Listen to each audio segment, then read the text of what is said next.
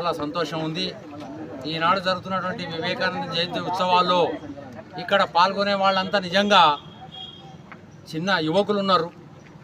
వాస్తవానికి యువత అనేటటువంటిది వివేకానందుని యొక్క జయంతి ఉత్సవాన్ని యువజన వారోత్సవంగా ఎందుకు పెట్టారంటే, ఆనాడు దేశానికి స్వతంత్రం రాలేకుండే స్వతంత్రోద్యమంలో పాల్గొనాలి అంటే యువత భాగస్వామ్యం అవసరమని చెప్పి ఆయన పరివ్రాజకునిగా ఈ దేశంలో ఉండేటటువంటి ప్రతి గ్రామాన్ని తిరిగి యువతను చైతన్యవంతం చేసినటువంటి మహానుభావుడు వివేకానంద కేవలం ఈ దేశంలోనే కాదు, ప్రపంచ దేశాల్లో కూడా మరి భారతదేశం యొక్క ఔన్నత్యాన్ని పెంపొందించినటువంటి స్వామి వివేకానందని యొక్క గొప్పతనము చాలా. ఆయనను ఒక సన్యాసిగా ఇతర దేశస్తులు ఈయన మామూలుగా సన్యాసిగా భావించారు, కానీ ఆయన ఒక్క పిలుపుతోటే ప్రపంచ దేశాల్లో ఉన్నటువంటి ప్రతినిధులందరూ కూడా మరి భారతదేశం యొక్క గొప్పతనాన్ని ఔన్నత్యాన్ని పెంపొందించడానికి ఒకే ఒక్క వాక్యం ఉపయోగపడ్డది. ఈనాడు పాల్గొంటున్నటువంటి సోదర సోదరీమణులు అనేటటువంటి, అంటే ఈ ప్రపంచంలో ప్రతి ఒక్కరూ సోదరీమణులుగా వ్యాఖ్యానించినటువంటి వివేకానందుని యొక్క ఔన్నత్యము ఈ భారతదేశం యొక్క గుర్తింపు అనేటటువంటిది పెంపొందించింది. ఆయన ఈ దేశ యువత మీద ఎందుకు ఆధారపడ్డంటే, ఉక్కు నరాలు కలిగినటువంటి యువత నాకు 5 ఉంటే చాలు ఈ దేశం యొక్క రూపురేఖలు మార్చగలనటువంటి అపారమైనటువంటి నమ్మకం యువత మీద పెట్టుకుంది.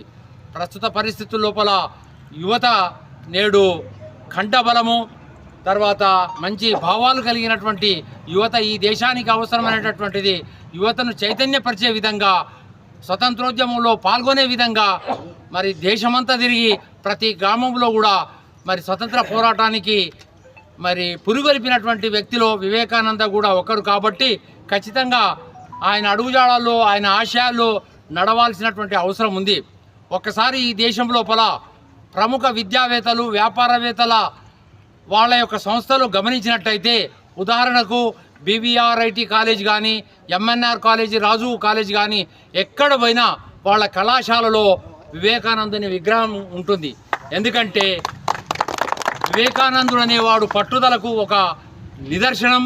తర్వాత మన అంతర్గత శక్తుల్ని వెలికి తీసినటువంటి మహానుభావుడు, సర్వమత సారాంశాన్ని బోధించినటువంటి వ్యక్తి వివేకానందుడు. అటువంటి గొప్ప వ్యక్తిని ఎవరైతే ఆయన పాఠ్యపుస్తకాలు చదువుతారో చిన్న వయసు లోపల, ఖచ్చితంగా వాళ్లకున్న ఆశయాల్లో ఒక మంచి పౌరుడుగా తీర్చిదిద్దపడతాడు, ఒక విద్యావేత్తగా తీర్చిదిద్దపడతాడు, ఒక మంచి మనిషిగా తీర్చిదిద్దపడతాడంటే వివేకానందుని బోధనలే కారణమని ఈ సందర్భంగా తెలియజేస్తున్నాం. ముఖ్యంగా ఆయన ఈ దేశంలో పౌరులు అంటే మామూలుగా యువకులు కానీ పౌరులు కానీ ఈర్ష్య దేశాలు, పగ, కక్షలు విడనాడి ప్రేమ దయతో ఈ ప్రపంచాన్ని జయించవచ్చు అనేటటువంటి నానుడిని వివేకానంద మరి తెలియజేశాడు. ఏది ఏమైనా ఈ గ్రామం లోపల యువజన సంఘాలకు ఒక గుర్తింపు ఉంది, ఒక పేరుంది. ఇక్కడ ఉన్న యువజన సంఘాలంగానే టేక్మాల్ అంటే ఈ మెదక్ జిల్లాలో యువతనే గుర్తొస్తుంది తప్ప వేరే ఎవ్వరు గుర్తురాదు. అంటే జిల్లా లోపల మంచి పేరు సాధించినటువంటి యువత ఆట పోటీల్లో కానీ, క్రీడా రంగంలో, సంస్కృత రంగంలో, మరి సేవా రంగంలో కూడా ఈ మండలంలో ఉన్నటువంటి యువత చురుకుగా పాల్గొని మంచి పేరు ప్రతిష్టలు సంపాదించినటువంటి యువత మన టేక్మాల్లో ఉంది. కాబట్టి ప్రతిసారి అనుకుంటాం మనము మళ్ళీ వచ్చే వివేకానందుని కార్యక్రమాల లోపల పెద్ద మొత్తంలో చేద్దాం, యువతను ఇన్వాల్వ్మెంట్ చేద్దామని అనుకుంటాం. కానీ వివేకానందుని యొక్క వారోత్సవాలు, జయంతి ఉత్సవం కేవలం ఒక రాత్రి కానీ తెల్లారినాకనే తెలుస్తుంది అందరికీ. ఎందుకంటే ఇక్కడ వారసులు కొంతమంది ఇంకా బతికి ఉన్నాం కాబట్టి వాళ్ళే ఆ కార్యక్రమాన్ని నిర్వహిస్తున్నారు. కాబట్టి మరి అది పరిమితంగా మారిపోయింది.